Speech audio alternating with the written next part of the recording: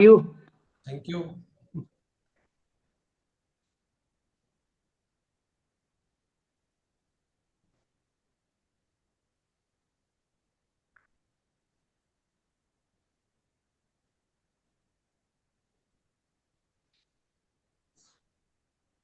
काफी टाइम से जयपुर आना नहीं हुआ आपका जीवन जी। मैं आऊंगा अभी सैटरडे संडे रहूंगा जयपुर में। मतलब नेक्स्ट वीक हाँ हाँ कमिंग, जी जी क्योंकि आज तो मंडे है ना। हाँ next week.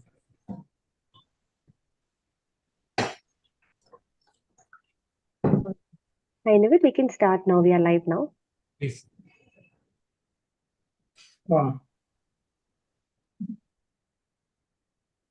Good afternoon, everyone. I am Nivit Kumar Yadav, Program Director, Sustainable Industrialization and Renewable Energy Team of Center for Science and Environment. Today, we are here for a webinar on scaling rooftop solar. There was a press release by Ministry of Power few days back. According to the press release on July 29th this year, countries 51% of total demand of 203 gigawatt was met by renewable energy. It's only a one-day data, but shows countries' commitment to source clean energy and efforts made by all the relevant entities. India also has commitment to reach 500 gigawatt of renewable energy installed capacity by 2030. We are around 250 gigawatt at the fag end of 2025. We have huge mountain to climb in next 5 years. There are many sources of clean energy, and in this webinar, we are going to discuss solar rooftop. If I look at the numbers, you say 2020, at that time, total installed capacity of solar was around 40 gigawatt. And today, it's 127 gigawatt. And when you talk about specifically for solar rooftop, it's 3 gigawatt in 2020 and 21 gigawatt by 2025. Sevenfold increase, a huge jump. Now, there are many reasons why we are seeing such a huge jump when it comes to the solar installed capacity. Government has lot of very ambitious PM Kusum scheme, PM Surya Ghar scheme, solar park. There is a growing concept of floating solar, and above all, there is an increase in domestic manufacturing. If we look at the last 1 year data, solar module capacity for solar module have increased from 38 gigawatt to 74 gigawatt, and solar cell have increased from 9 gigawatt to 25 gigawatt. Now our import dependencies have reduced significantly.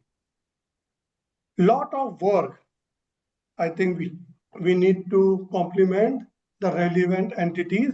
Lot of work have been done in improving net metering mechanism in the country, which benefits consumers directly.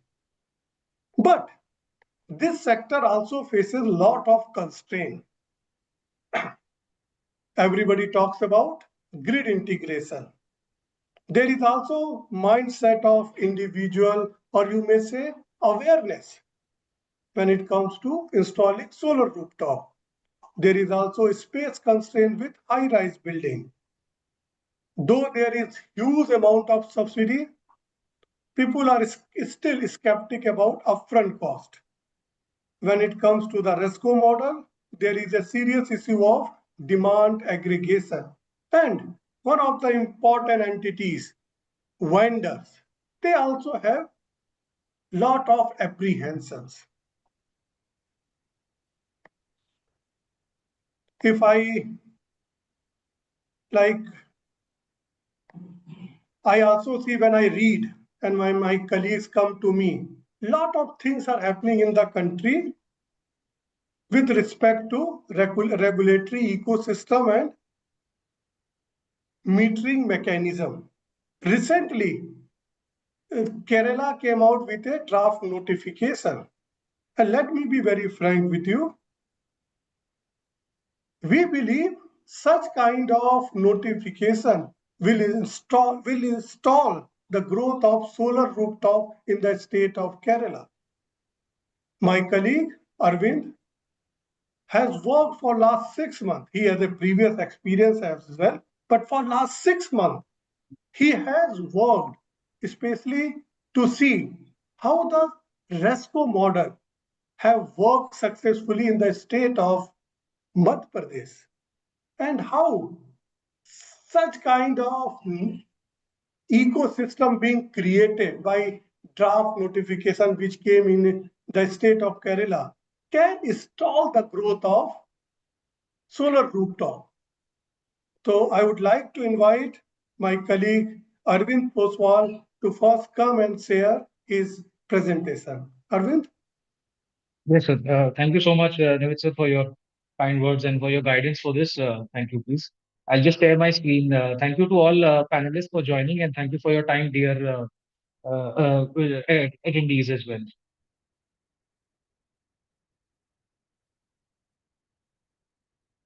Just one moment, please.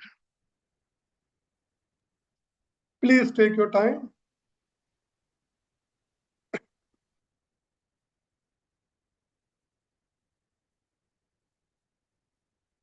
Yes. Sukanya, if you can please confirm if my screen is visible and in full screen. Yes, if you can just hide the floating panel on top, we are good to go. Yes, please.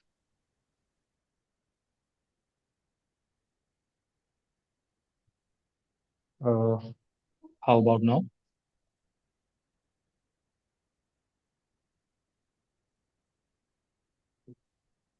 May I begin? Is it visible? Yes, you can start. Yes, please. Right. Again, thank you, Navid sir, for the context laying and telling the background of it. Very quickly, coming on to the background and little bit of the implementation status which we have been witnessing in the rooftop market.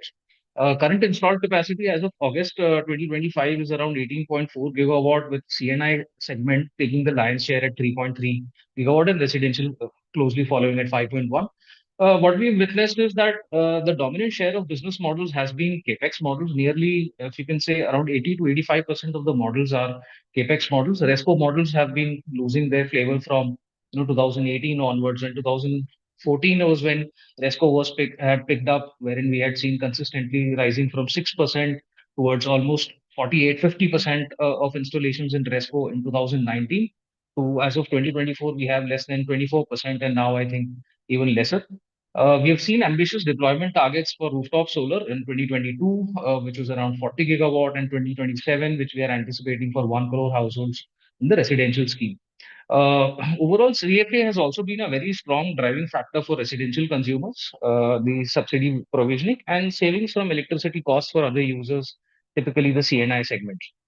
Uh, Here, if you see the last over the previous decade, there have been multiple programs, policies with the guidance of MNRE and related stakeholders, especially the SNEs, which have been shaping the RTS markets. We have seen how they, from the Jawaharlal Nehru Solar Mission onwards, and the phase one, phase two, and now the Surya Ghar scheme, how the target specific thrust areas were developed, how institutional governance was reformed under each time, how the nodal agencies from SNAs to looking at the role utilities were playing were changed. Metering arrangements have also evolved continuously. We earlier used to witness net metering and gross metering. Net billing mechanisms has also been introduced here.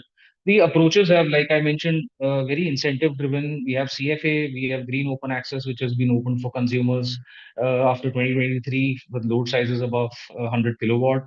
And you also have attractive feed-in tariffs as well. Increasingly, solar is now being viewed as not as a secondary solution, but as a primary source of energy, alongside falling costs in terms of the upfront costs, which is coming here, have been reducing. Innovative business models have been coming up within Resco as well, within others such as community solar, etc. So, what we are trying to advocate here, and based on the inquiry which we have made, is how could RESCO models and specifically utility-led RESCO models be advanced, and why is it prudent for utilities to look at the facilitation approach which we are advocating here.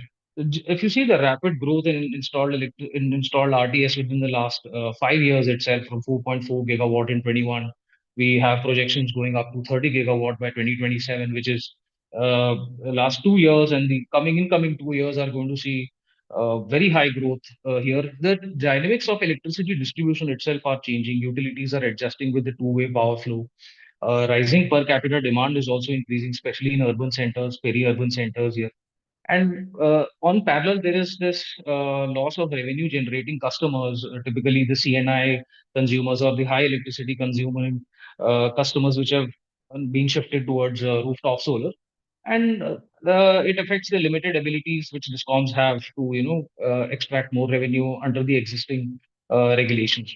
So overall, utilities can avail a lot of revenue benefits from this overall systematic shift which is coming towards renewable energy generation, such as avoided energy costs from power procured from other sources, especially the marginal power procurement.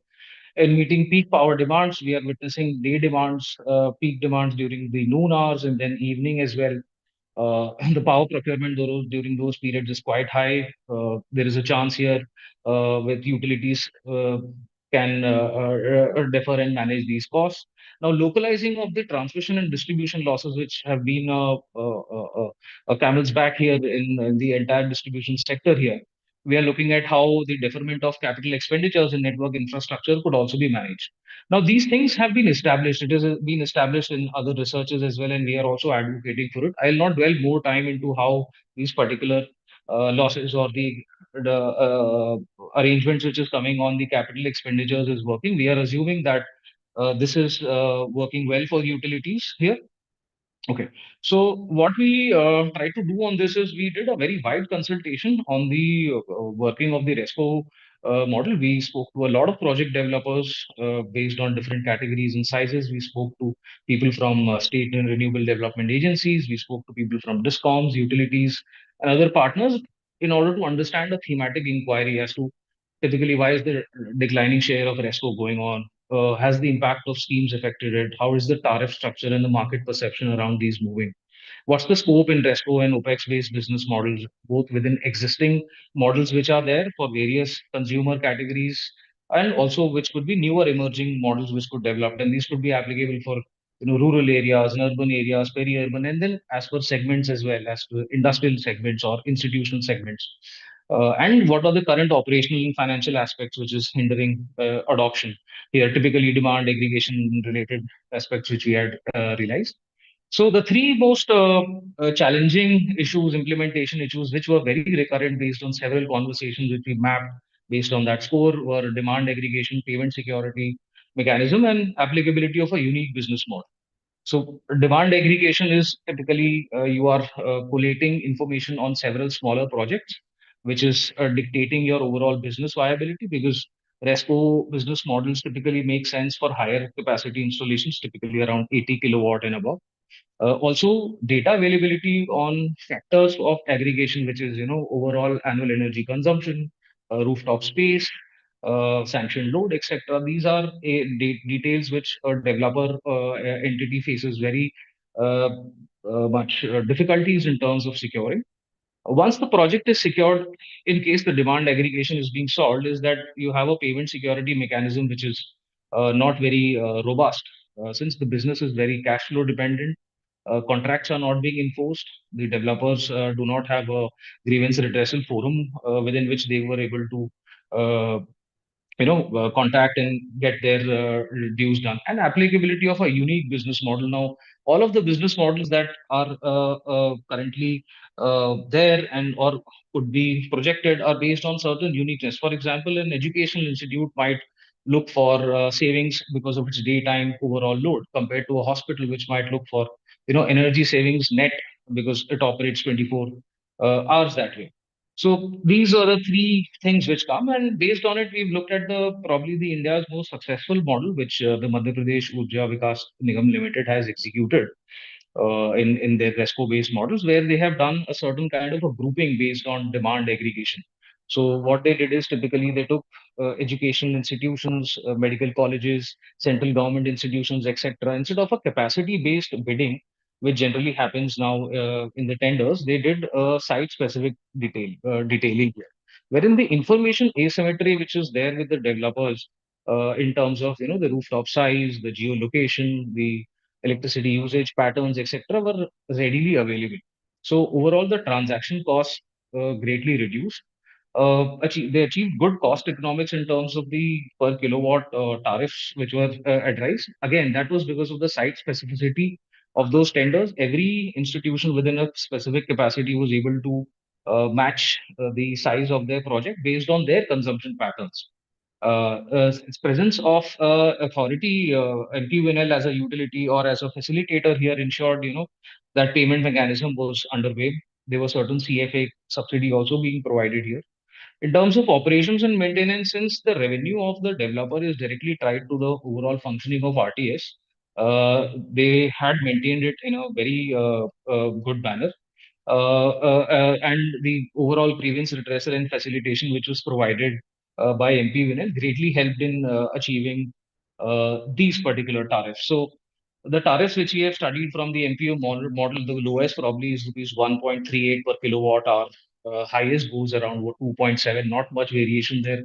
But overall, if you look at the tariffs are between 2 to 2 rupees 10 paisa, based on the grouping of institutions, etc. And this was done solely because there was certain CFA available. The information asymmetry in terms of demand aggregation was resolved. The institutions were reputable institutions. We have seen how the tariffs, which is my second point here, had varied between certain central institutions and certain state institutions here.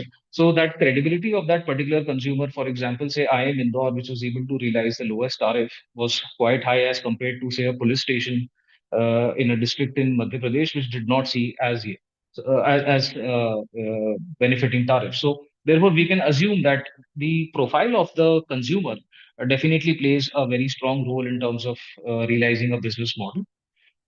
Then, based on those site visits and consultations, we developed what would be the in specific issues which a project developer, which a utility and state nodal agency, and consumers shall develop. So, for project developers, it's high transactional costs overall, limited ability for financing. Projects are high capex projects for a developer as well, and ability to secure debt financing on that is limited. Again, because of the consumer profiles there. For utilities, they have certain restrictions on the metering arrangements. For example, under this model, they had restricted it to gross metering only here.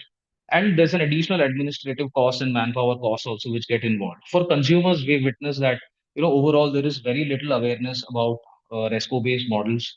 Most people want to look at this in a capex mode wherein they are able to get the ownership of that system compared to renting out that system.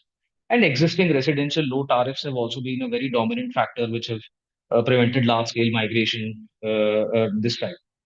So based on these and how the ULA models under PM Surya Ghar are also being developed, the guidelines for which were released last year in December, we have the guidelines are fantastic in terms of mentioning that these particular issues are there. They've highlighted two components, specifically model one where utility can take and model two where consumer can own it. But the mechanism for demand aggregation still remains unaddressed. The onus of finding new customers is on the developers itself. I feel it also raises the institutional burdens. The utilities and the National Implementation Authority is going to be vetting the projects, which goes against the principle of decentralization here. And then you again have limited ability of discoms to invest in these projects. Overall, this is increasing certain costs for the stakeholders. As and when they are moving ahead with the guidelines, MNRE has been very forward in terms of taking this ahead. We would like to see how it is panning out in PM Surya. Lastly, there are some recommendations which we look at in terms of advancing this primarily are three. First is strengthening the institutional capacity building here. Next would be deepening the market development. And third is how do we create financial structures. So for demand aggregation, probably we need region and segment specific demand aggregation here. For example, say the Solarized Dwarka program, which BSE had executed, and for specific industries there too, from which we can have a sub-local and therefore a national data repository where developers are able to identify and discoms also benefit as to which are the regions, for example, which are having high T&D losses and which could benefit from rooftop solar and therefore can get a facilitation fee in those. How improving policy confidence in terms of enforcing the contract mechanisms. For example, if there is a payment default, I should be able to extract payment from my consumers.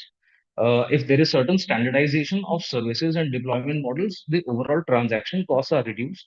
For example, PPA standardization, which also shall be helping in securing loan products, and it automatically improves the operational aspects of utilities because we are aware how the entire renewable energy market is now moving more towards distributed energy systems. As and being a facilitator in here, it has enhanced revenue generating opportunities here. We are seeing virtual power plant, virtual PPAs coming up. We are seeing electric vehicle charging infrastructure coming up to the market and on-site storage also developing. So the markets are also moving wherein utilities do have a very central strong role in terms of promoting it.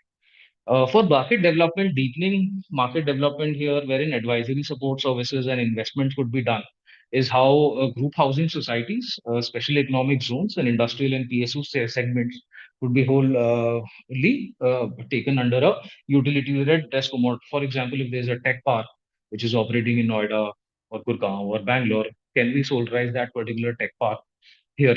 Then reducing risk in those RTS markets. So we've designed a risk assessment matrix which looks at the overall contingency of liability which can come upon the consumer, the liability of the developer, and what is the liability which comes on the discom as well.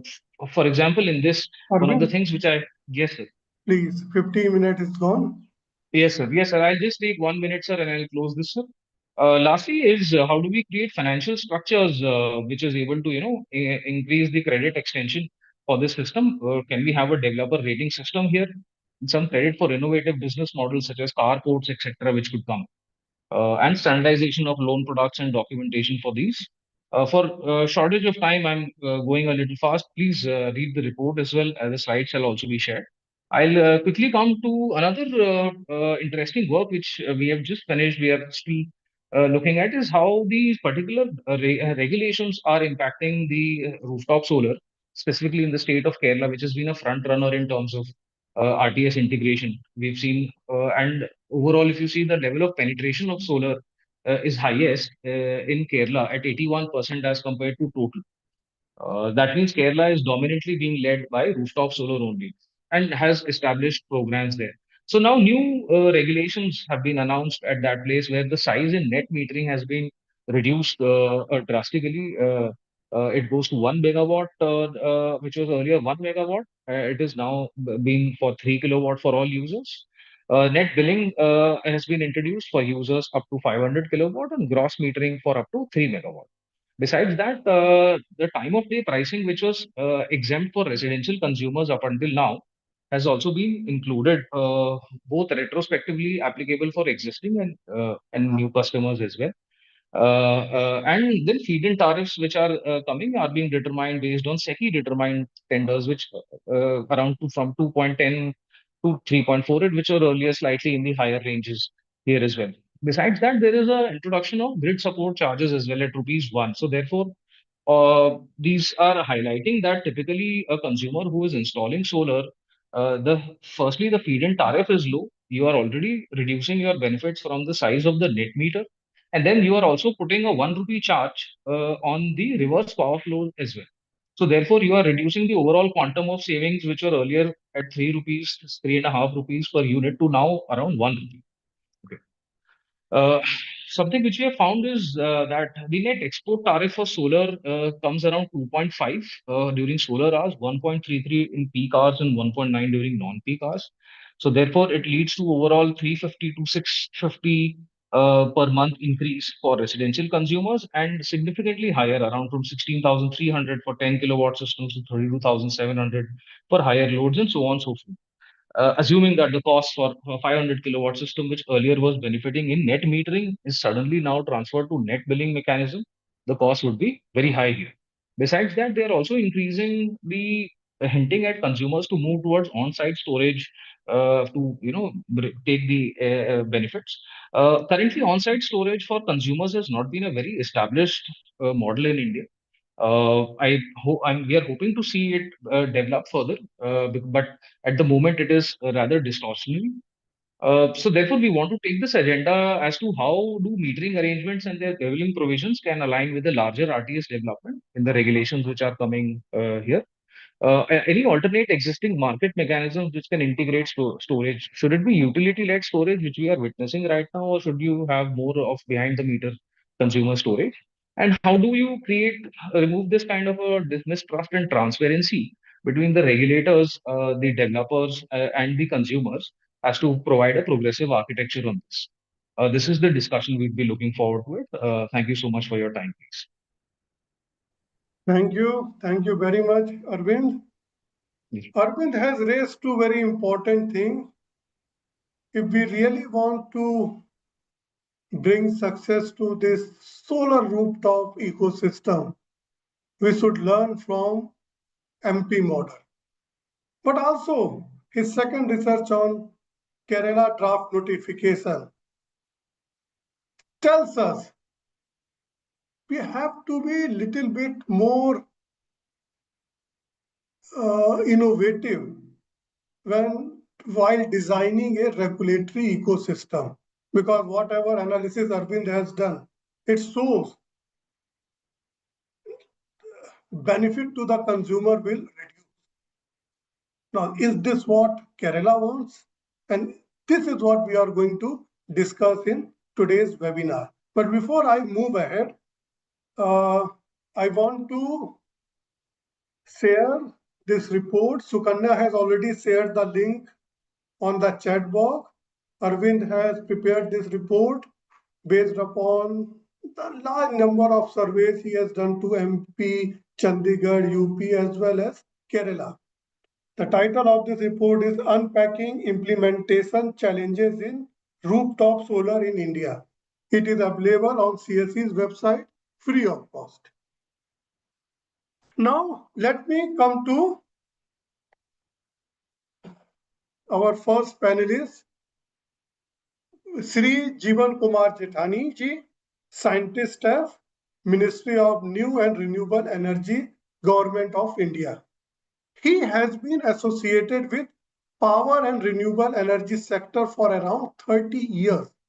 In the Ministry of New and Renewable Energy, he was part of the core team for formulation and implementing National Solar Mission and renewable policy and regulatory framework in the country.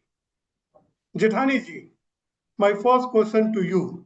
Ji. Since the launch of PM Surya Ghar scheme 20 months back, around 22 lakhs households have been connected, contributing to around 6.5 gigawatt to the total capacity. Overall, solar rooftop stands around 21 gigawatt. We have still 16 months left to reach the March 2027 figure, which is 1 crore household.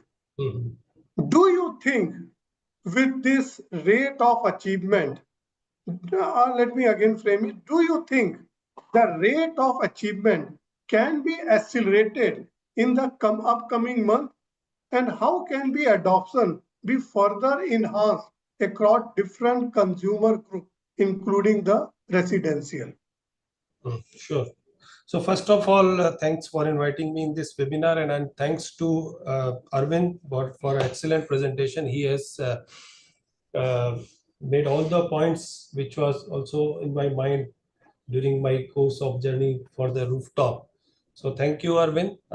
This is really congratulate you on this presentation. Thank you, sir.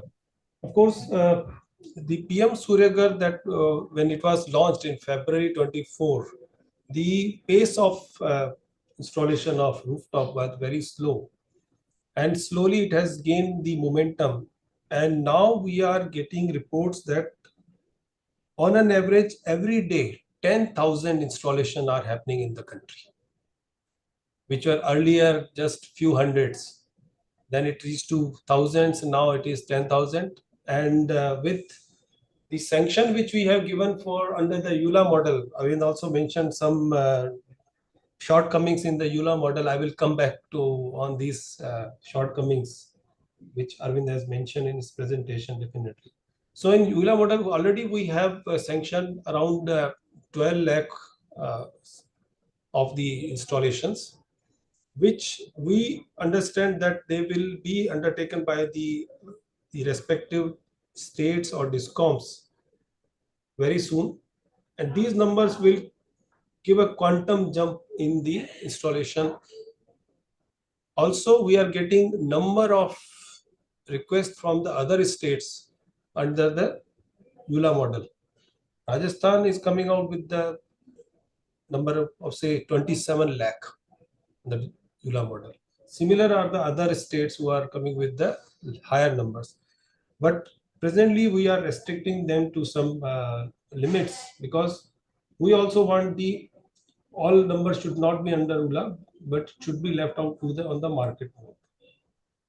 So if you permit me, I will also like to give some points on the presentation of the Arvind, if you permit me. Please go ahead. Please go ahead. Thank you, Jataika. Thank you. So at present we are 21.5 gigawatt of rooftop, and business model, of course, there could be a different business models. And on RESCO, he has highlighted some points related to RESCO. He has given some examples of the study he has done for the Madhya Pradesh RESCO model.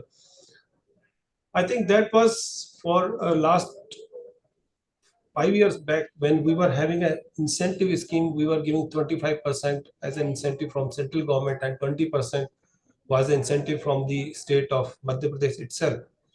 And against the 25 megawatt capacity we have sanctioned to Madhya Pradesh, they could achieve only 14 megawatt.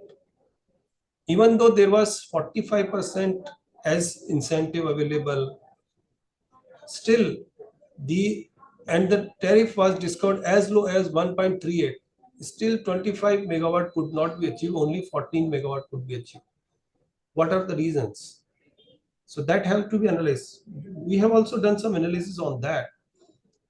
And what we have observed that in many of the state, the government buildings, what happens? The sanction load was low, but the actual connected load was very high. Some of the departments are not paying their electricity bill timely, so their arrears are there. When they are going for having the rooftop connected, then the discoms are asking for clearings of that arrears.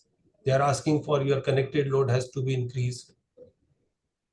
Then you have to pay the security, additional security charges. And because of this, just a minute.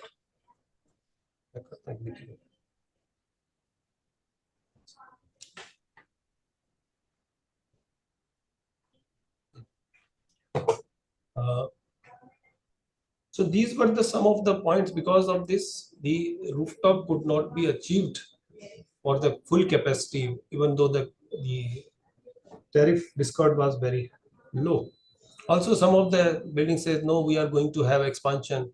They said, no, the feasible area is not enough, because the civil engineers are saying, no, the roof is not strong enough to hold the rooftop panels.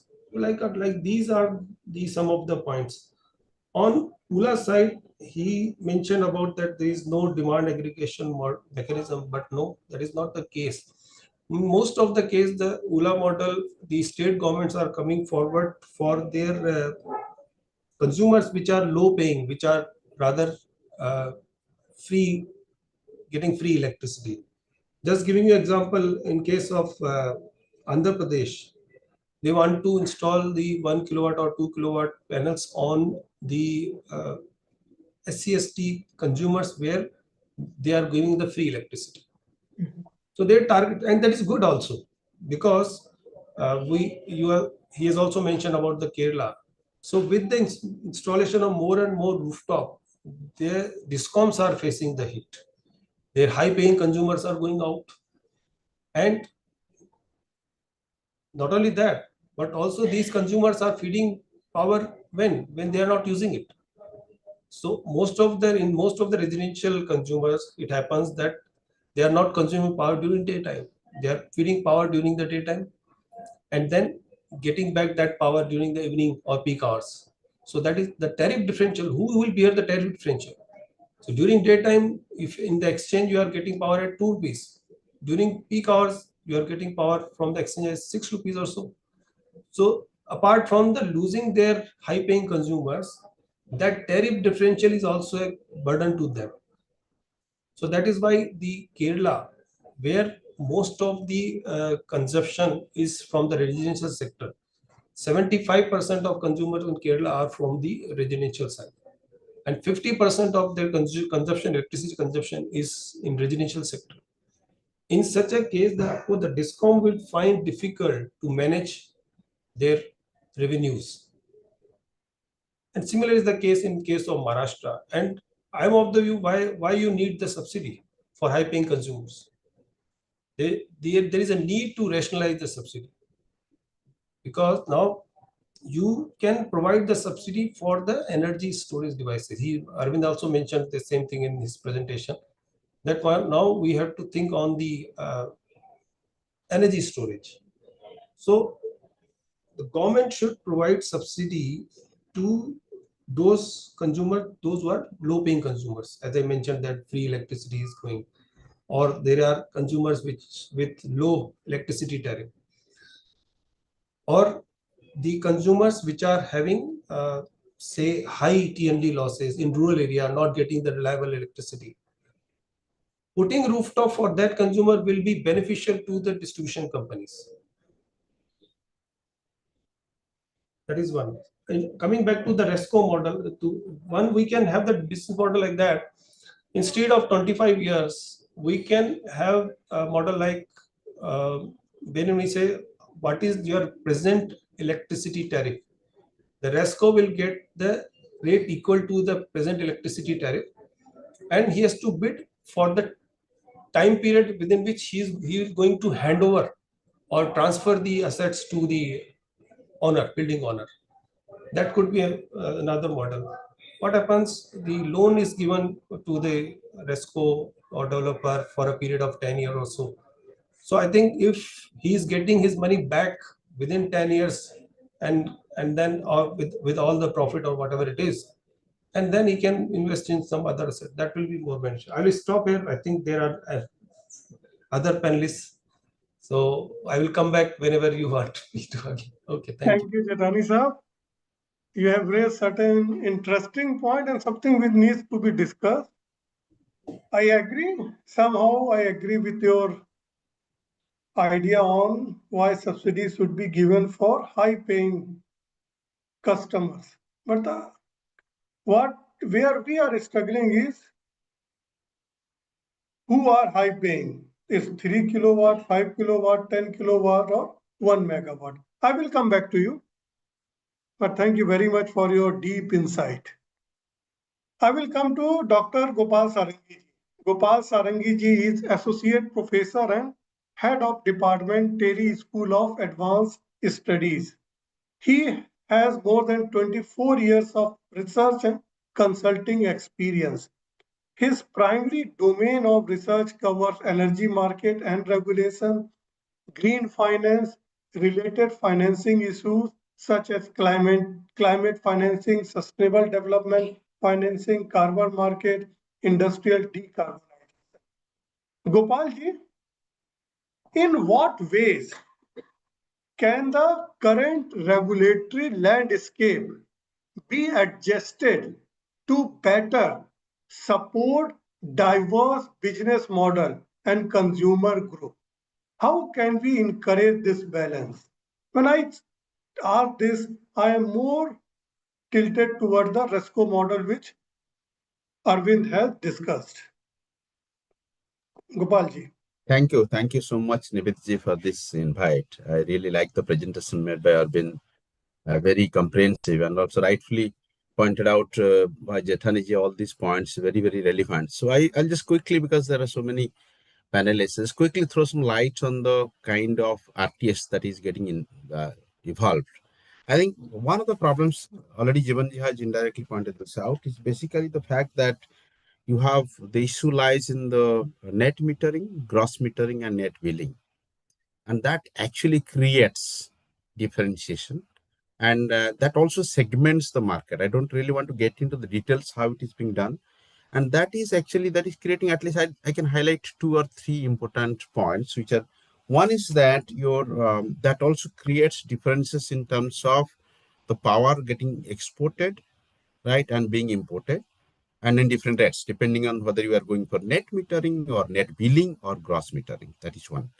Second problem is basically the problem of pricing, which is emerging again from. So the rate at which you want to, if it is net billing or net metering or gross metering, so the rate at which you are actually buying power and then selling power are different. And that creates essentially different business models. That is the second issue. Third important issue is drawn from these 2 issues, which is essentially the question of the fact which Jivanji was mentioning, the socializing of the cost. So in the solar hours, everybody is ready to sell back.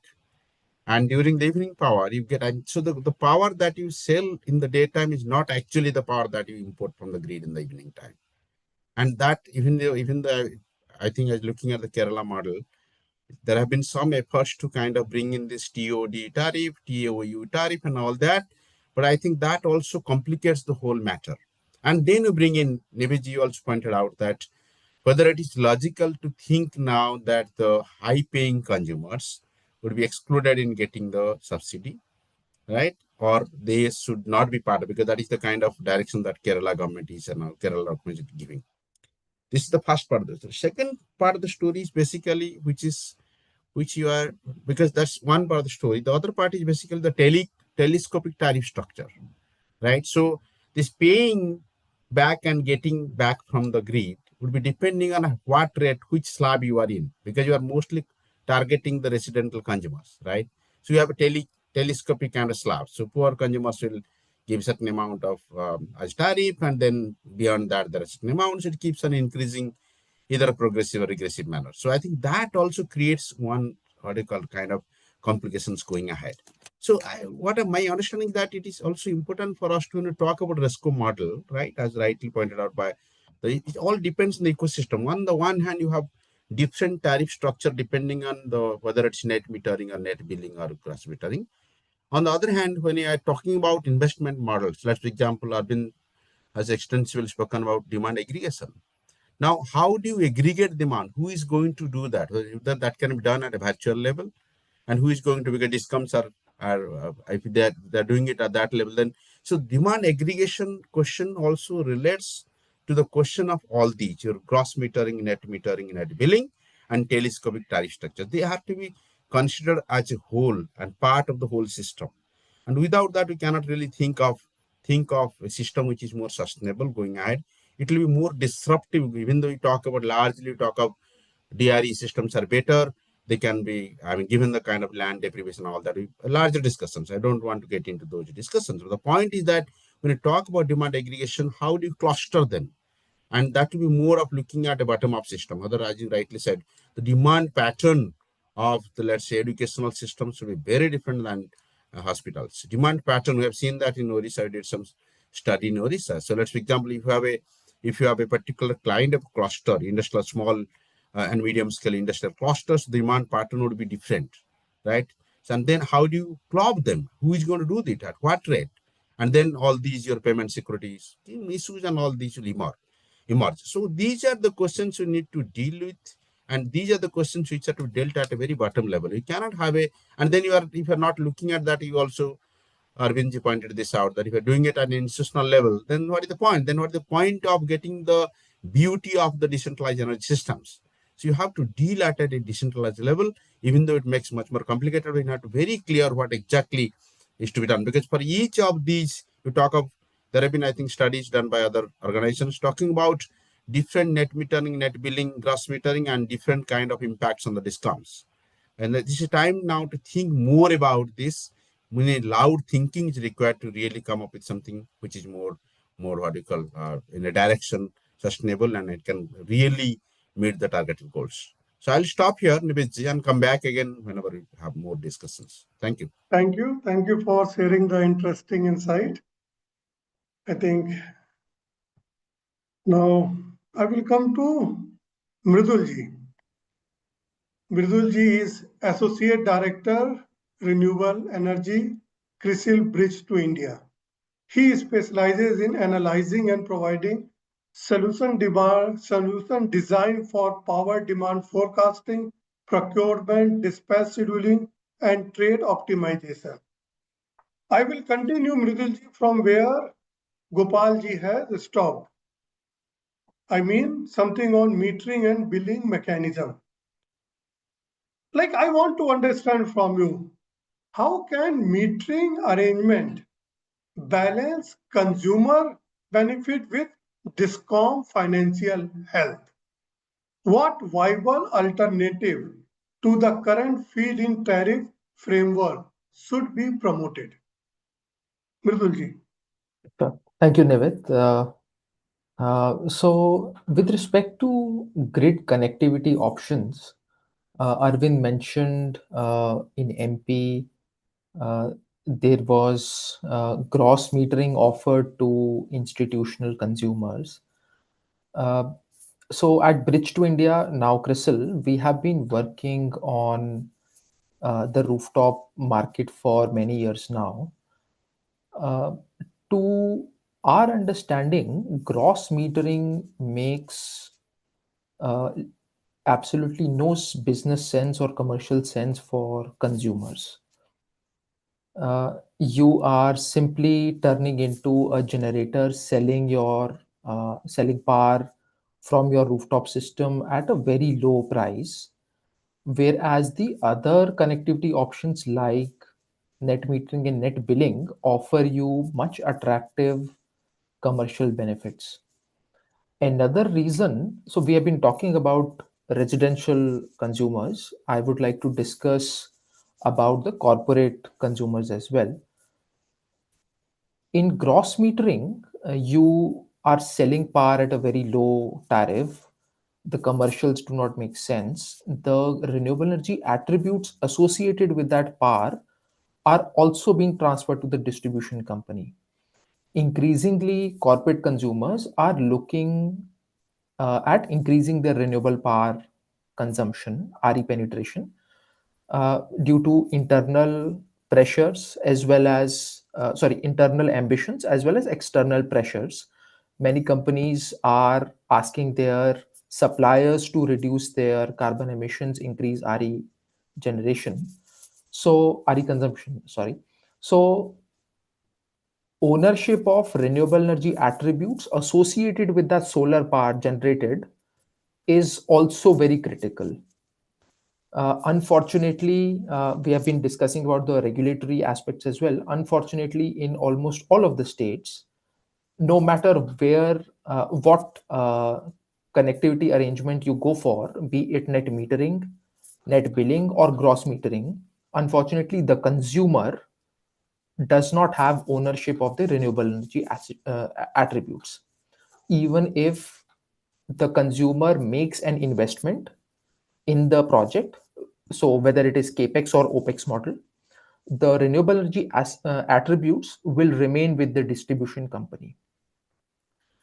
These attributes are whether they are associated with the power that is consumed by the consumer in real time, or the surplus power which is injected into the grid for banking and accounting purposes later by the end of the month. So this is a very important aspect that needs to be addressed. Unfortunately, even the consumers are unaware of this issue. So it needs to be addressed. Secondly, I think net billing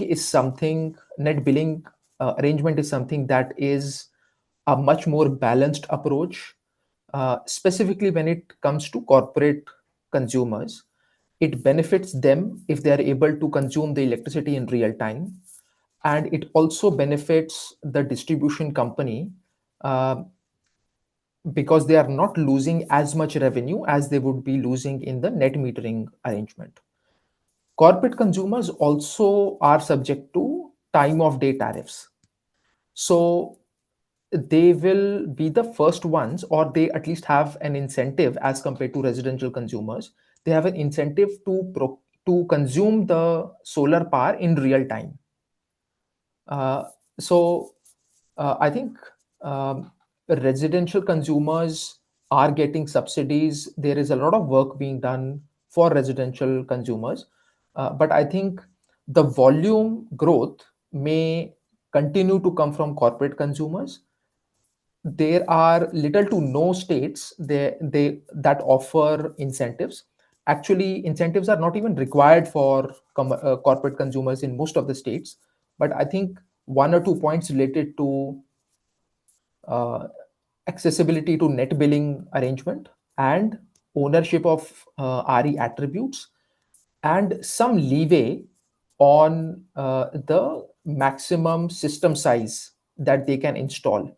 Because if you are not giving that leeway, uh, corporate consumers will go to behind the meter systems, which has happened in many states. And so it is better that consumers and discoms work together so that both the parties can benefit. In terms of the grid support charges that many states have levied or are planning to levy, unfortunately, we haven't seen a very clear methodology as to how these grid support charges are being calculated or being levied. For example, Maharashtra, initially they floated a number. Then they mentioned that it will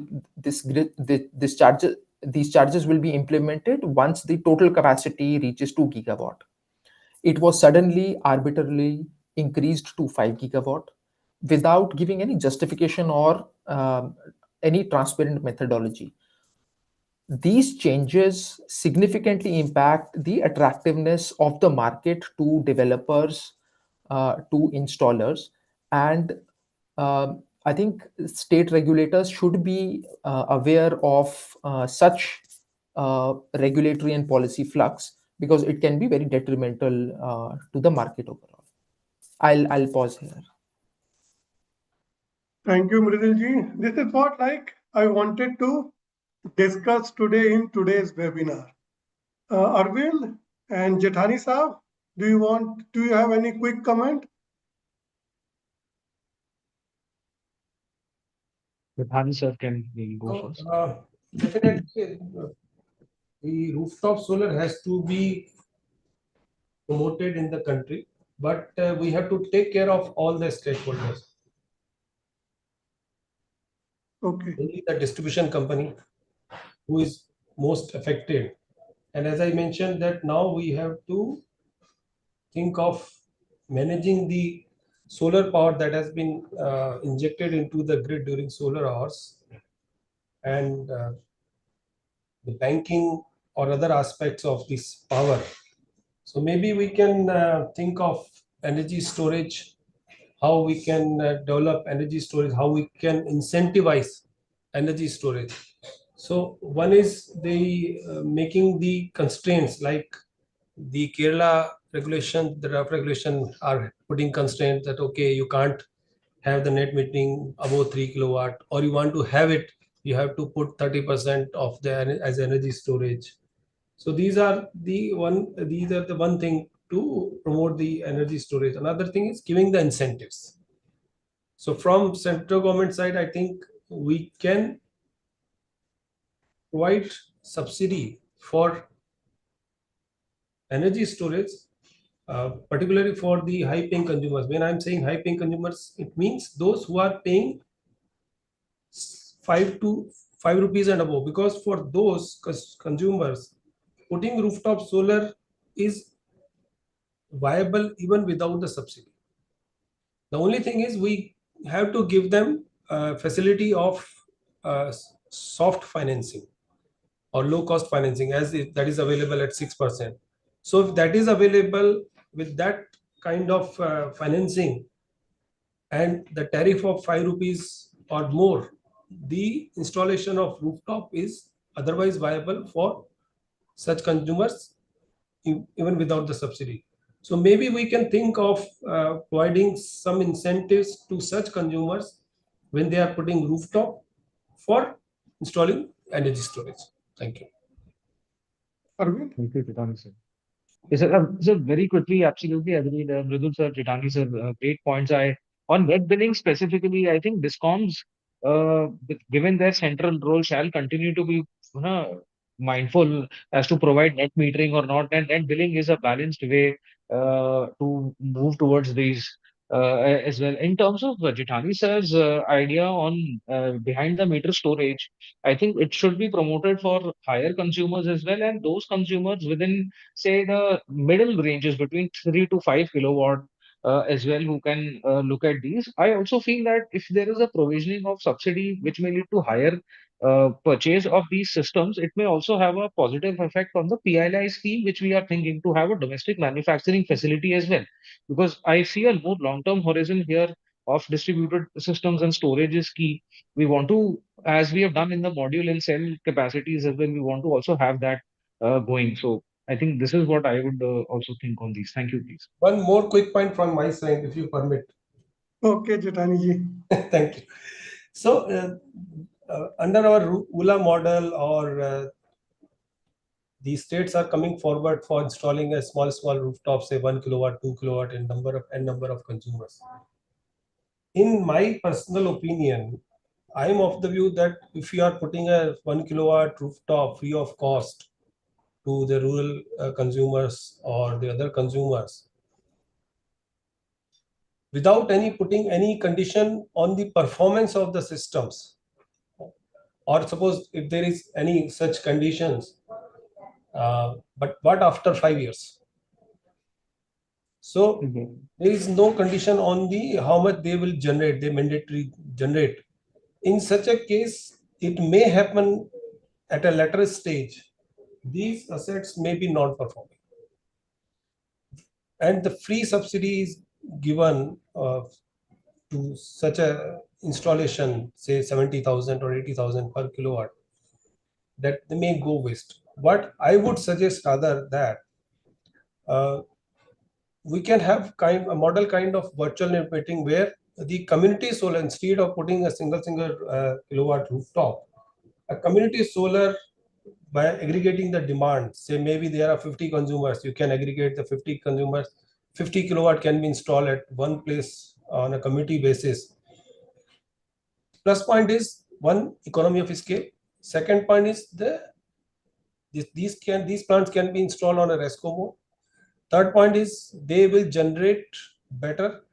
So I think I am of the view that if you consider the cost as well as the generation, there is 50% difference of total difference that will be the total impact with this kind of model. So maybe we can think of certain ones. Thank you, Jitani ji. Thank you. I will change the pattern little bit. I will now go to our only female panelist, Tania. Dr. Tania Urmi is a professor of engineering and energy discipline, Woodrock University, Australia. Tania is a leading expert in renewable energy field with focus on rural electrification and sustainable development. She has undertaken research and project development in a wide socio-cultural and geographical context, including Bangladesh, Fiji, Samoa, Kiribati, Uganda, South Africa, Kenya, Myanmar, Vietnam, Indonesia, and Thailand. My question to you, Tanya, how do you foresee rooftop solar market trajectory in emerging regions like South Asia and Africa? given policy support role in global adoption? Thank you, Arvind, and thank you all other presenter about. I know a lot, which I haven't worked on India a long time, so didn't know so many things is happening. So it's good to know. I would like to show my screen just to, if I can share, just to give you a here.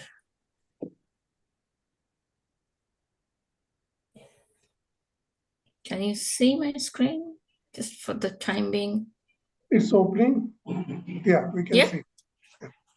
So this is our WA market yesterday and today thing. So if you look at here, and as you can see, the price here is megawatt per hour was -21, and this is at the midday when the rooftop solar. So 1 in 3 households in Western Australia have solar on their roof. Right. Now you see those for a utility point of view, how it works, how they are benefiting for this, because if they have to buy it, and during the high time they're actually buying, as you can see, $90 per megawatt hour or more sometimes. So saying that, what we can do, I mean, Dr. Gopal talks about net metering and all these things, and I think that's something we might need to make it clear what is the basic difference in those, because rooftop is now moving from cell to grid to the optimize behind the meter, and that's how we are going in here in Australia. So the net metering it gives the highest financial return, because every kilowatt hour you produce just gets offsets on one retail price, and you can get the payback period possibly within 5 to 8 years in time, depends on the electricity price. But the net billing is something that many countries now are going, because that is kind of a win-win situation for both the utility and the consumer. Where if the consumer have to pay whole amount, then the payback period will be 8 to 12 years. And then the next stage is the gross metering, which from the technical perspective, it is a little bit easier if you have a basic two-way meter, but then installing meter is very much expensive. So in early stage market, like in South Asia or in Africa, they will get benefit from the net metering. And I think that's what you guys are going for. But when we go to a little bit mature stage, and I think India is going to that path now, we have to think about shifting it to the net billing. And why is that? Because the more households export solar at retail price, utilities collect less revenue, as you can see what I showed you before. But utility have to maintain the grid, causing this cross-subsidy issues to the non-solar customer, and that fixes this net billing types things. Most of the consumer-friendly option, I mean, if we think about from the residential household perspective or the consumer perspective, yes, the previous one, the current one is good, but there is a point of equity and fairness, so that we need to prevent the non-solar customer from shouldering the cost of the grid, which is actually a lot. Now, you asked me to talk about how this tariff and subsidy and is going to for especially the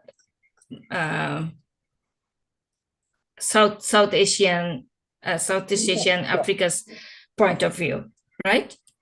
Yeah. Yeah.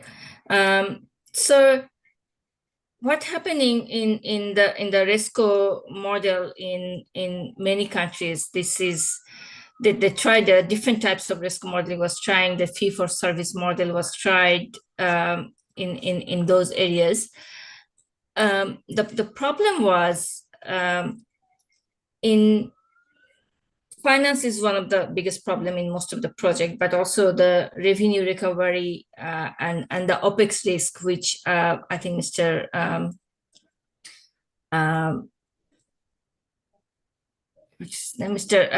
Jitani,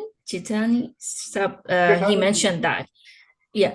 So he mentioned that when this billing arrangement of the OPEX risk is carry on for the RESCO, that might be a problem. One of the other problem for, especially for the developer and financiers, are the long payback period, and most of the bank is reluctant to give those money for them. So from subsidy led to tariff to the finance growth, so policy need to keep both in the net billing with the TOI time of use rate or export caps or grid service payment like that. Now, is the market ready in these countries for this? One of the other type of arrangement is we are calling is VPP, which is virtual power, where prosumers use as a service payment. So this is a peer-to-peer market, but both the utility and the consumer are getting benefit, which is kind of a similar to RESCO, but is in a different way of putting the arrangement. And in this case, that utility has a say to use it in a way that you don't have to pay any extra cost, but you will get benefit if you can export during the time that is needed for the utility. So it actually get benefit for the consumer. So that those sorts of things now can be implemented for both in Africa or the emerging region in Asia or Southeast Asia. The other point is sometimes we can do like the third-party ownership structure, which is also available in Africa. I'm not sure whether it is available in Asia, because I did work in Ghana and other countries. And that also used as a resolving of the financing problem constraint, and the risk goes to the investor in that areas. One of the thing I think Gopal he mentioned is regulatory and administrative rules for this might. So net metering or billing rules or other rules. So for RESCO, this needed a lot of administrative work, so that increases the RESCO's cost. In Africa, what we found is lengthy approval and administrative costs that prolong the whole permits things, and that increases the cost of the rooftop solar in that areas. And one of the other thing that we looked at is basically the RESCO financing and long-term payback is difficult. I mean, this model is also started applying in Australia, but then it didn't work because of because the government doesn't want, especially in Western Australia, the government doesn't want the RESCO company to take over this third-party ownership structure, and it didn't get much benefit for them when it starts working. From the consumer side, if they get the ownership of the system, and I am hearing your case that I think government is paying for the system, the fully paying for the system in Australia, but in also in Fiji and in Africa. So those countries, what they did is, especially in Ghana, because the recent study we did, they make the households or consumer to pay some percentage of the cost of the system. So it was not fully free of cost from the government. And they also have to pay monthly fees as a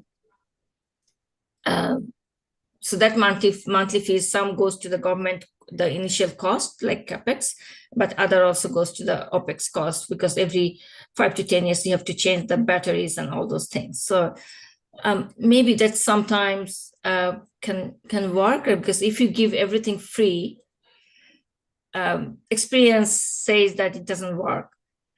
So I'm not sure if I understood correctly, Arvind, that all of those systems that is now getting through that program is getting the solar as free. Professor Tanya, please pardon me. The system sizes and the subsidy is not free. Only a part payment is paid by the government. The remaining, the consumer has to pay out of their own pockets. Currently, it is around both for 35 residential to... and commercial. No, ma'am. Commercial does not have any CFA, ma'am. Only residential segments have some CFA. Okay. That also has been restricted to certain sizes. Oh, okay. Yes. No, Yes. that's good. Right. That will Right. help Yes. to. Yes, ma'am. But the issue of non-performing assets going ahead in case it is fully sponsored, that definitely remains, like you said, and Jitani sir also was mentioning. Please. Thank you. Yeah. Thank you, Tanya. I will come back to you, Tanya. But one quick question. What kind of billing mechanism Australia has for residential consumer, net metering or net billing? We now transform to the time of varying system. So we had net billing, but because Australia now government now, government now provides subsidies for buying the batteries, some subsidies. Yeah. So those consumers who are getting those batteries, they have to sign a contract that whenever needed, they can reach those batteries. The utility can reach those batteries as a storage. And they have to go through the net hybrid system. So it's a time varying. So if I sell, for example, I have a 6.5 kilowatt on my roof. So if I sell during the high period, like when they need it, for example, in the evening time or very early morning, then I will get good price. If I sell when like in the midday, when the utility doesn't need that time, then it will be much less, like 5 cents when or 2 cents when the per kilowatt hour is 28 cents. Thank you, Tanya. Now I will come to Naveen Arora. He is a former managing director, Jaipur Vidyut Vitran Nigam Limited, Rajasthan. He has 40 years of experience in state power utility at various positions, lastly managing director at Jaipur Discom, Rajasthan. Naveen ji, from Discom point of view, how can Discom promote utility-led demand aggregation for solar rooftop and develop efficient market design for large-scale rooftop solar procurement? Thank you, Nimitji, and Arvind also for making me part of this event. You have rightly asked my favorite question. which I am deliberating with the present management also, and even I have discussed this point to the Jethaniji also. Okay. Rajasthan, I will talk in terms of the perspective of the Rajasthan, which will cover all India perspective of the ULA and the RESCO model. Now in Rajasthan, the basic problem of adopting this RTS is free laxity concept. Because in Rajasthan, in presently in residential sectors, 100 units are free. There is no bill to the consumer or domestic consumer having consumption up to 100 units. But if his consumption goes up to 200 units, say, then again there is no charges like fixed charges, like electricity ED charges, your urban says anything, only you have to pay energy charges for the unit you have consumed more than 100 but up to 200. So such domestic consumers which are registered, which is a scheme launched by government 2 years back and still in force. So such consumers who are registered earlier in this scheme is around 1.04 crores. Out of 1.23 crores domestic consumer. So most of the domestic consumer in the state are in the preview of the free laxity of 100. There is no bill if they have consumed. And if they consume 200, then they have to bear only energy charges, no fixed charges, electricity duty or other levies which are levied by the discoms. So people are reluctant unless they will be paid some upfront payments to go for that. Because we cannot stop that announcement randomly. So what they have suggested and sent to the MNRE, which Jethaniji is also told, they have sent a model under ULA, the community model. Because there are a lot of person who has not having roof or their roof is not enough to take the load of that. Like in rural areas, you have घास फूस की होती है अपने छतें. But in the clarification of MNRE by, I think it is in public domain on 25th July or 28th July, they have refused for the community model in the PM Surya Ghar Yojana. So because they have clubbed the demand of such persons and putting up to 1 megawatt plant under virtual net metering at some other place other than the consumer side. But that community model is not allowed under PM Surya Ghar. So government cannot take the leverage of the PM Surya Ghar where they are providing a subsidy because they are proposing a 1.1 kilowatt solar for 100 units, 150 units to raise this present limit of 100 unit free to 150 by providing a 1 kilowatt, 1.1 kilowatt RTS. But that community model is been declined. Now, the biggest challenge in this, that in the utility model, there is a strict mandatory condition by the MNRE in the revised guidelines that it should be on the rooftop only. Rather, they have disallowed on the ground mounted elevated structure also. So if person having a house but does not have roof or improper roof or have any space, that he can install on the elevated structure. But in the utility lead aggregation model or in the RESCO model, if he opt for the RESCO model also, he has to be compulsory provide on the roof, which is restricting RESCO model to come forward where there is no roof. Secondly, off the site installation, like I have no roof, but I have go through a RESCO model who has installed some RTS on another roof or another premises that is not in the preview of the PM Surya Ghar. So I think these guidelines are restricting discoms to go further for the utility lead or for the RESCO model. For the individual RESCO concept is less known. Less known.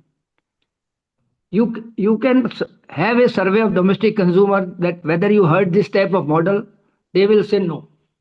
They know only the capex mode, where payment do or low.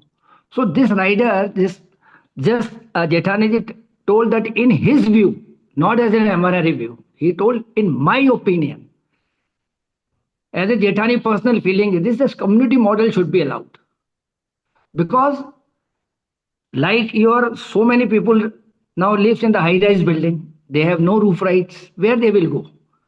Because there is a condition also that even if you go in ULA model for the virtual net metering, it should be on the rooftop only, not on the ground elevated structure. I can say that you don't allow ground mounted, just like a utility scale project, but at least you allow ground mounted elevated structure so that multiple household or the apartment dwellers can opt for this and go for the virtual net metering, which has now been adopted by the regulator also in the Rajasthan state. When regulator is permitting to install on land, there is no compulsion that you put on the rooftop only. You can go on land, on the floating water. Then why we are restricted that it should be on the rooftop only? So such model can only be viable whether it is a utility lead or RESCO model. You give certain leverage of other facilities looking to the real ground challenges. Finance problem, capex problem, payment security. All it can be done, it can be because in ULA model also government has made a corpus of 100 crores. So that can be sorted out. But in a state where you have a free electricity concept, first that is a barrier that he will not go for that. So I think MNRE should reconsider its proposal that they should allow community model in virtual net metering so that state burden, because the state is also giving some additional, is ready to pay additional subsidy over and above the CFA. So when in such circumstances, when CFA, you are getting CFA, you are getting state subsidy additional, then such consumer will definitely move to the solar RTS.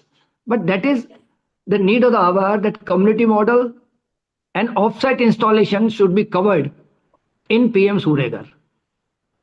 And virtual net metering should also be lenient in the clause that it is not mandated that it should be on the rooftop only. It should be ground mounted elevated structure also. So my submission that for DISCOM perspective, these are the issues which can be taken over by the MNRE. Thank you. Thank you, Navinji. Now I will come to a very important stakeholder, Mr. Siv Ramakrishnan. Siv Ramji is president of Kerala Renewable Energy Entrepreneurs and Promoters Association. My question is very direct, Siv Ramji. You have gone through the draft notification.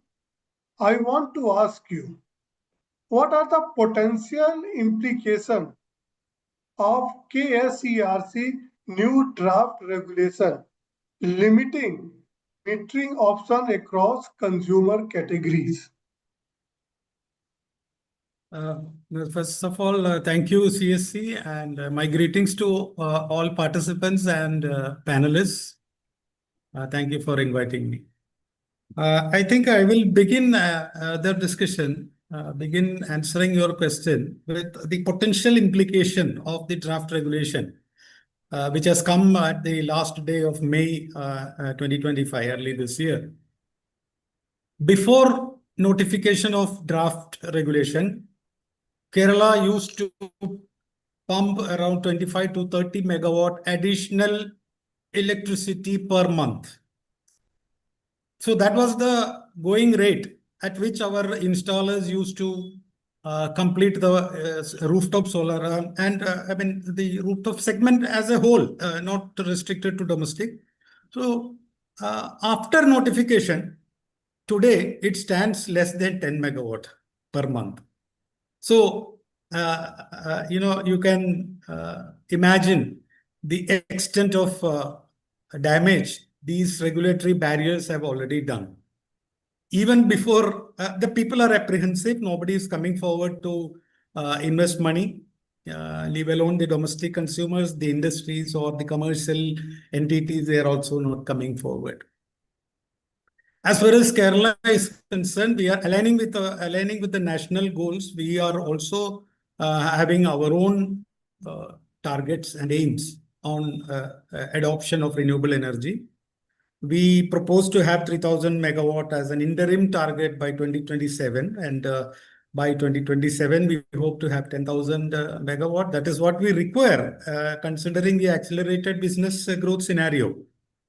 And Kerala wants to become a 100% RE state by 2040, and then above all, we have overtaken the national ambition also to become net zero by 2050 itself.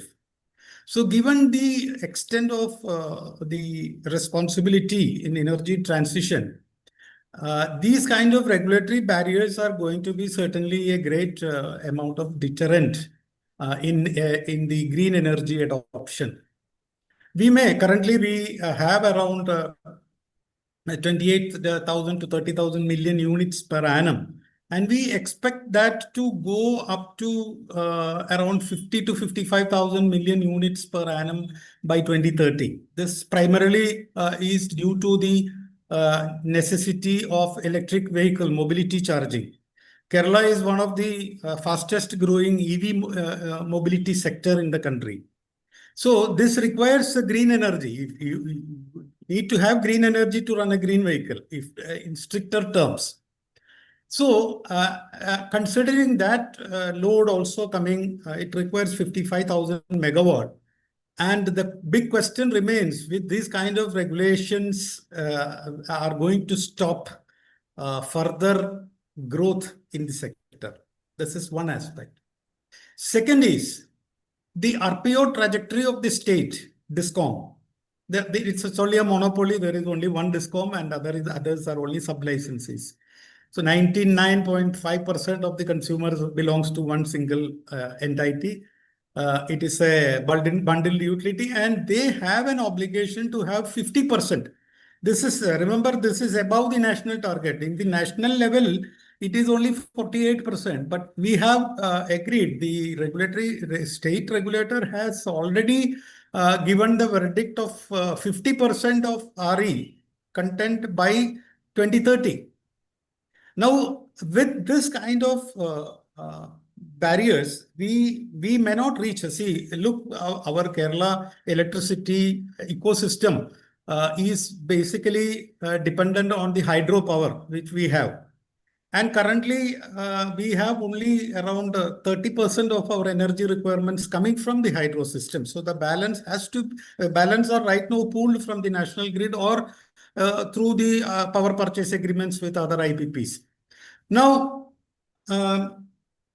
these RPO trajectories are going to certainly fall short by at least 30% if these regulations are strictly implemented. The regulations not only bring down the limits, the cappings, particularly the net metering cappings. There are also other associated terms like, the associated terms and conditions like the banking, or the wheeling of power, or even the, the billing and accounting settling. For example, the open access or the independent power project and through open access, the billing now is restricted to a 15-minute interval. There is no banking at all.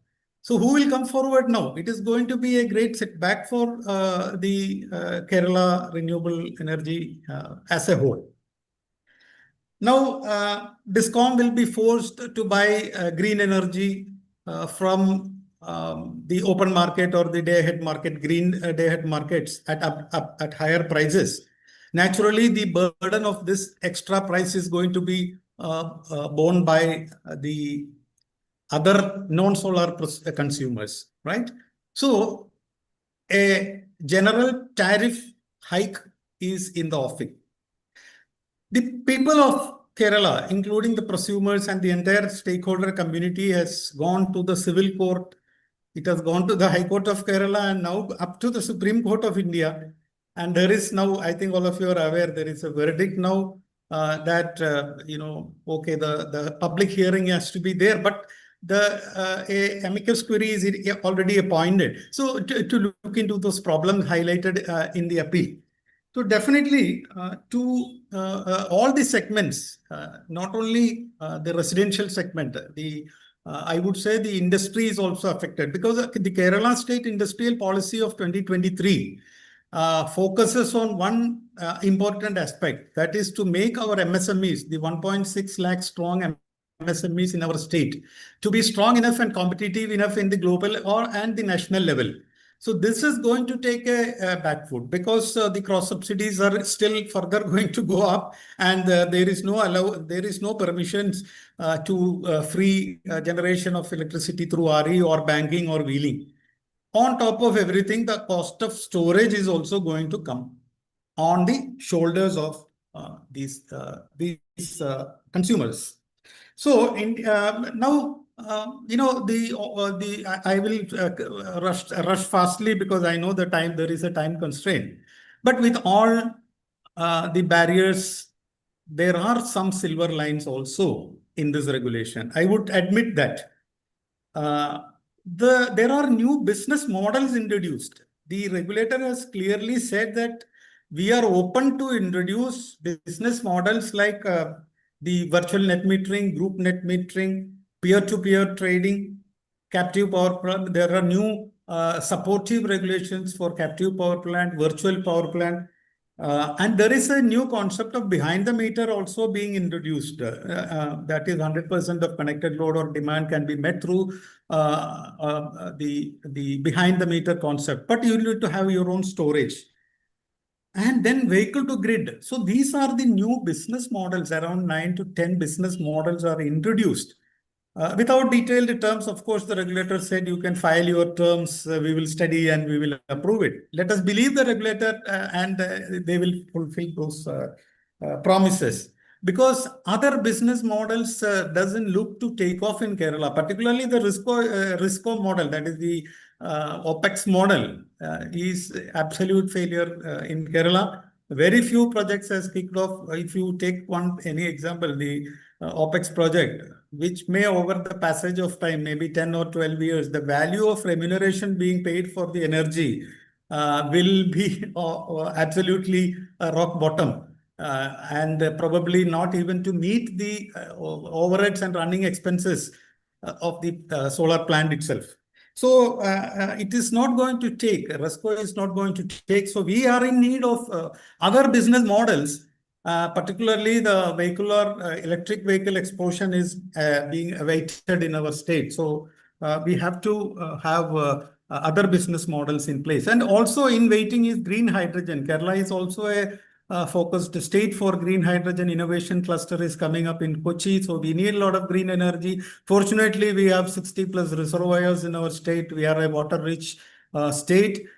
And these can be utilized for floating solar, and floating solar in turn can used for pumped storage, because the utility themselves own more than 45 of such reservoirs. So this can supplement the grid power by around 6,000 megawatt if implemented efficiently. And that can be used for generation of green hydrogen. So this is a very holistic and long-term view. But as far as this regulation is concerned, the temporary obstacles, and even as of now, the time I'm speaking, even today, the hearing process has just completed 2 days ago on 31st of October. We have no clue when this regulation will come. I am sure this has created a lot of dust in the Indian regulatory atmosphere itself altogether as far as electricity is concerned, and hope it will be a guideline for others, other states to follow. So I pause at this point of time. Anything specific, I will be happy to answer. Thank you very much. Thank you, Siramji.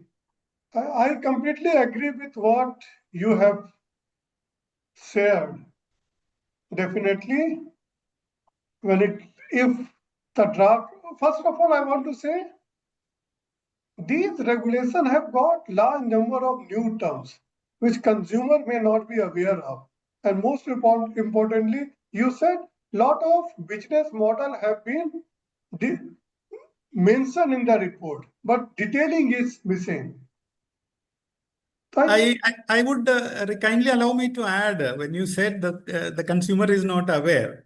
I actually wanted to add that point. The biggest problem in our country facing is the non-awareness of electricity rules and regulations and policies by Aam Aadmi, the common people.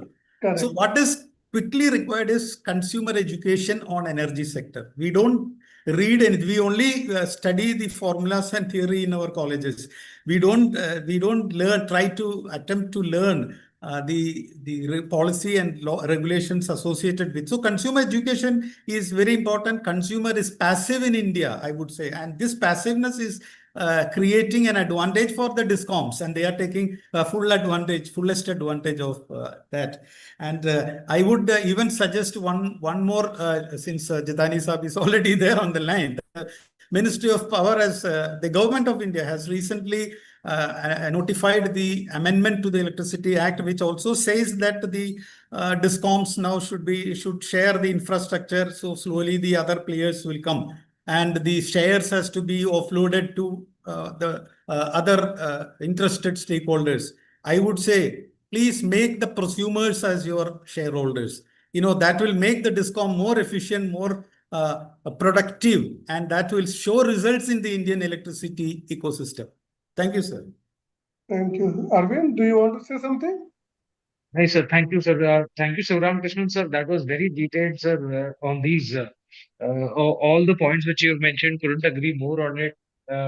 And thank you. Kripa's work also is, I think, taking it forward to more consumers and industry and ministry as well, sir. Thank you so much for joining, and thank you for your time, please. We have already crossed the time. There are few questions on the floor. Maybe I request Arvind, later on you may write directly to all the participants who have posted their questions. And Right. now it's time to conclude today's program. But before we conclude, can I ask for everybody can take 1 minute to share their viewpoint. What needs to be done to create an ecosystem to promote the solar rooftop in the country? I will start with Jitani ji. जी मैं already सब point share कर चुका हूं और काफी सारे panelist ने उसको एग्री भी किया है। तो रूफटॉप अगर हमें बढ़ाना है देश में तो हमें सारे स्टेक होल्डर्स का ध्यान रखना होगा। ये नहीं कि बस हाँ नेट मीटरिंग ही चाहिए हमें, सिर्फ एक सेक्टर को या एक स्टेक होल्डर को नहीं पकड़ सकते। We have to think from the perspective of distribution company also. What are their challenges in promoting the rooftop and how we can overcome this? So we have to see from the vendor's point of view, from the government point of view, from the discom point of view, from the consumer point of view. So every stakeholder should have the win-win situation. Otherwise, you can't promote the rooftop solar. I agree, Jethani ji. Gopal ji? Quickly, sir, I do agree with Jethani ji also. I think there has been the rooftop sector itself is actually kind of going through a very dynamic phase. You look at the consumer categories. Sivaram Krishnan sir has already pointed about electric vehicles and all. So there is also the consumer categories getting diversified. The way the actors are actually getting connected, Jethani rightly pointed out this. They are also getting more and more what you call dynamic. So you need to kind of create that ecosystem where all actors are playing in a manner producing an outcome is more optimum. If I say in the language of academics, is optimum outcome which is actually very much required. And it should not be one size fits all approach, because this one size fits all approach may not be helpful given the fact that market segmentations are there. When we talk about different states, so there are some states like Odisha, 95% of the entire capital subsidy is given, including the subsidy that the consumers get from state government. So I think you need to create understand that market segmentation and design that ecosystem manner which actually can produce optimal outcome. Thank you. Excellent, Gopalji. Mridul, last final comment from your end. Yeah, I will echo the points made by other speakers. I think equitable, fair, and targeted approach to all the stakeholders involved, uh, be in terms of offering subsidies, offering connectivity arrangements. So it has to be equitable and fair, targeted to the different stakeholders and consumer categories as well. Tanya,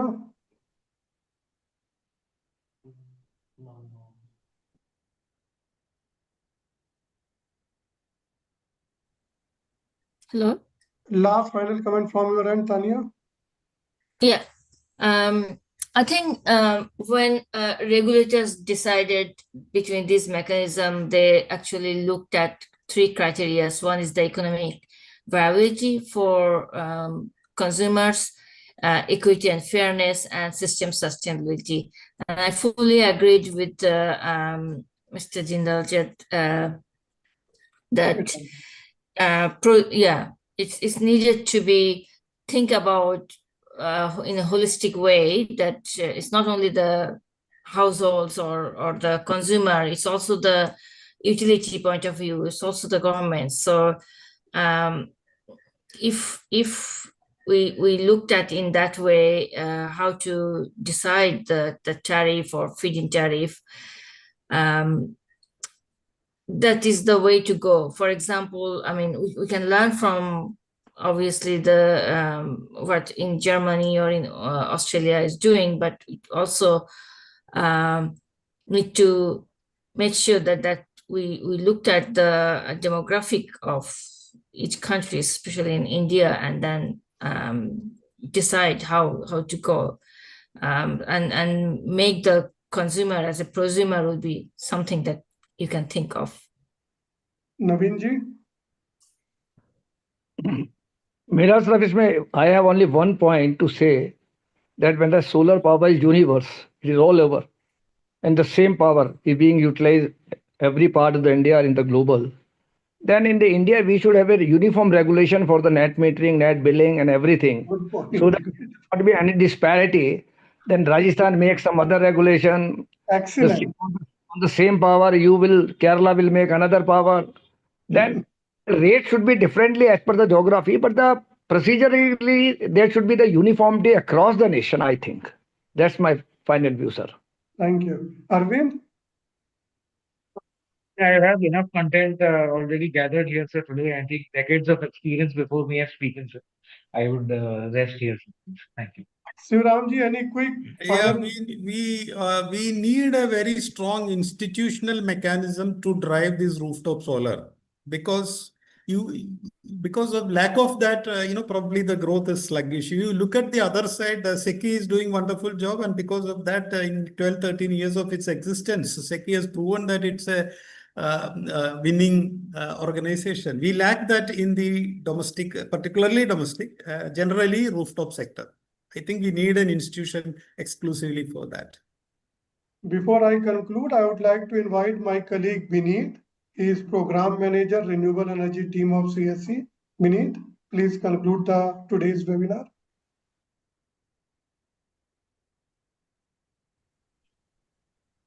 Thank you, Nivit. Thank you to distinguished speakers and participants. As we came to the end of today's enriching discussions, I want to take a moment to reflect on what we have learned and the path forward for rooftop solar energy in India. Today's conversations has made one thing very clear, that rooftop solar is not about installing panels on roof. It is about creating opportunities, solving problems, and building a sustainable energy future for everyone. We have heard from experts across government, industry, utilities, academia, and international forums, and each participant has added valuable insights in our understanding. We begin by recognizing the enormous potential of solar rooftop in India with the PM Surya Ghar schemes aiming to reach 1 crore households by March 2027. And where are we right now? and our ambitious 2030 renewable energy target. The vision is very bold and necessary. We all agree to that. Our discussions today highlighted several critical areas that need our attentions. Finally, we talked about the importance of diverse business model. No single approach will work for all consumer groups. Residential consumers have different needs compared to commercial and industrial users. We need ULA models, that is utility-led aggregations model, third-party ownership models, leasing agreement. These regulatory frameworks must be flexible enough to accommodate these varied models, ensuring fairness and sustainability. Second, we have the metering and the tariff arrangement emerged as the crucial topic today. We must find the balance that provide value to rooftop solar owners while ensuring that DISCOM can recover their network cost, grid charges, billing mechanism, feed-in tariff, need careful considerations for all these. Third, we heard about the financing and de-risking challenges like facing project developers and the consumers, like the prosumers, payment security risk, access for affordable financing, and the financing mechanism that reduces risk and encourage the investment of rooftop solar. Prominently looking at Kerala's experience, the recent experience and the concern raised about the new draft regulations, we are reminded that policy changes must be carefully designed.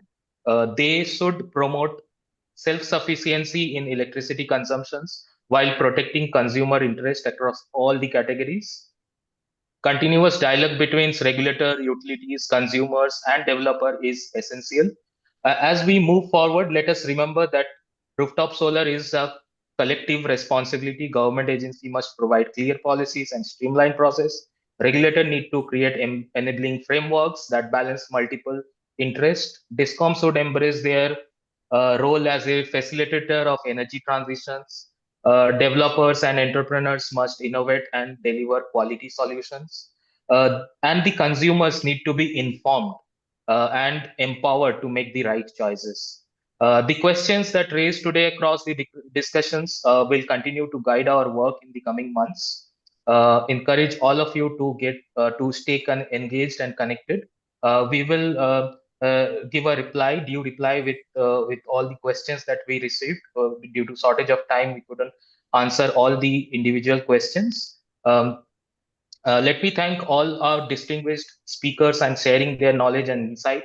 Your contributions today has been invaluable. I also thank all the participants for the active engagement and thoughtful questions. Thank you all. You, please. Thank you. Thank you.